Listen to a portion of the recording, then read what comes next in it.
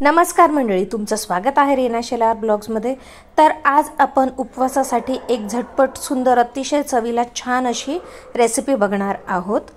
तर यासाठी इथे 2 बटाटे मीडियम बटाटे आहेत, ते मी एक कुकरला शिट्टी लावून घेतलेली आहे। म्हणजे अगदी खूप एकदम मऊ नाही, कारण की आपल्याला ते ग्रेट करायचे आहेत, किसणं जरुरी आहे। किसून घेऊया बटाटे, त्याच्याने आपलं पीठ जे आहे ते मऊसूत छान मळलं जाईल त्यासाठी। आणि मग त्यामध्ये मावेल इतकं मी पीठ घेणार आहे। त्यापूर्वी मी मिरची टाकणार आहे। इथे तुम्ही मिरचीचा ठेचा करू शकतात, पण उपवास आहे आणि उपवासाला मग मी पटकन झटपट व्हावं म्हणून मी मिरची इथे कापून घेतलेली आहे, पण ठेचा सुद्धा चालेल मिरचीचा। तर त्यामध्ये मग मी सैंधव मीठ घातलेलं आहे आणि आता इथे मावेल इतकं उपवासाचं जे पीठ येतं ना, त्यात तुम्ही कुठलंही घेऊ शकतात। भगरचं पीठ घेऊ शकतात किंवा मग साबुदाण्याचं पीठ घेऊ शकतात किंवा मिक्स पीठ घेऊ शकतात, जे किंवा रेडीमेड उपवासाचं पीठ येतं। तर हे रेडीमेड उपवासाचं पीठ आहे। तर हे ह्या बटाट्यांमध्ये जितकं मावेल तितकं पीठ टाकत मी घट्ट असा गोळा भिजवून घेणार आहे।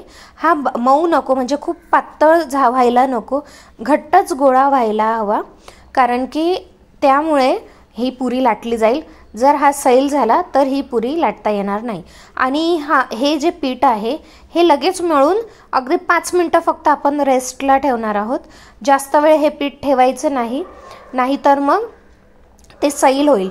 त्यामुळे लगेच ही झटपट करायची आहे रेसिपी, आधीच पीठ मळून ठेवायचं नाहीये। तर इथे मी जे आहे ना, ग्लासने असे शेप देऊन देते एकसारख्या पुऱ्या व्हाव्या म्हणून, कारण की याचे जे काट आहेत ना ते फाटतात। त्यामुळे मग ही अशी छान गोल व्हावी म्हणून ग्लासने इथे कट करून घेतलेली आहे। अशा प्रकारे तुम्ही सगळ्या पुऱ्या करून घेऊ शकतात। आणि मग आता आपण तळायला घेऊया। तळायला पण ही खूप लवकर तळली जाते, जास्त वेळ लागत नाही। तर तेल हलकं गरम झालं की त्यात आपण ही सोडायची आहे। एका बाजूने अगदी अर्धा मिनिट आणि दुसऱ्या बाजूने अर्धा मिनिट, इतकी झटपट तळली जाते। आणि बटाटा असल्यामुळे छान खरपूस अशी चव येते याला, तर खूप सुंदर होते। तुम्ही बनवून बघा, आपण एक्सपेक्ट पण करत नाही इतकी छान चव लागते। आणि याच्यासोबत काही नसलं तरी चालेल। आणि मिरचीचे तुकडे स्पेशली टाकल्यामुळे ना एक छान तिखटपणा येतो खाताना। तर करून बघा आणि कशी वाटली ही रेसिपी नक्की सांगा। तर चॅनलला नवीन असाल तर सबस्क्राईब करायला विसरू नका। तर आणि नेहमीचे असाल तर लाईक शेअर सबस्क्राईब करा।